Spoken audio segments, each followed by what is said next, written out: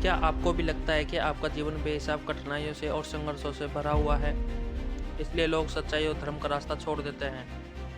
अगर ऐसा है कि तो आइए सुनते हैं श्री कृष्ण और कुंती पुत्र कर्ण की वो बातें जिसमें कर्ण अपने जीवन के बारे में कुछ शिकायतें करते हैं। अगर आप उन बातों को जानेंगे तो आप कभी भी अपनी परेशानी और कठिनाइयों का रोना नहीं रहोगे।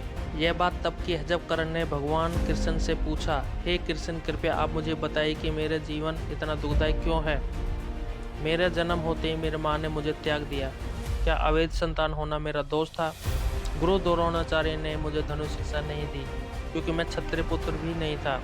जब मैं परशुराम जी के पास गया, उन्होंने मुझे धनुष शिक्षा का ज्ञान दिया, जिसमें मैं बहुत खुश था।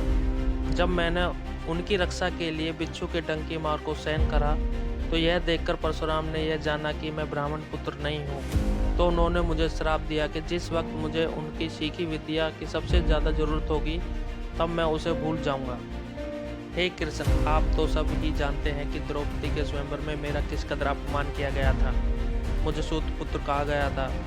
सोचिए कि माता कुंती ने भी आखिरी में मुझे मेरे जन्म का रहस्य बताकर मुझसे दान में अपने बेटों के लिए अभिदान मांग लिया।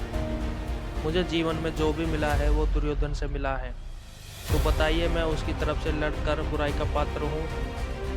बताओ मुझसे क्या गलत हुआ है? कर्ण की बातें सुनकर भगवान श्री कृष्ण ने उत्तर दिया, हे कर्ण, मेरा जन्म तो मेरे ही मामा के जेल में हुआ था। जन्म से पहले ही मृत्यु मेरी प्रतीक्षा कर रही थी। जिस रात मेरा जन्म हुआ, उसी रात मुझे मेरे माता पिता से दूर कर दिया गया था। कर्ण, तुम्हारा जन्म रथ, घोड़े, धनुष और बाण की आवाज़ें सुनकर बीता है, और मैंने तो गौशाला, गोबर और गवालों के बीच बिताया है। मेरे पास न तो कोई सेना थी और न ही कोई शिक्षा थी। इतना ही नहीं, मुझे हमेशा तानों और समस्याओं के बीच जीना पड़ा था। कर्ण, जब तुम्हारे गुरु तुम्हारे शौर्य और तुम्हारी शक्ति पर गर्व कर रहे थे, तब उस उम्र तक तो मुझे शिक्षा भी नहीं मिली थी।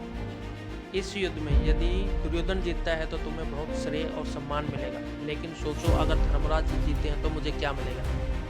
मुझे केवल युद्ध और युद्ध से पैदा हुई समस्याओं के बारे में दोषी ठहराया जाएगा। एक बात का स्मरण रहे कर्ण, हर किसी की जिंदगी चुनौतियां देती है।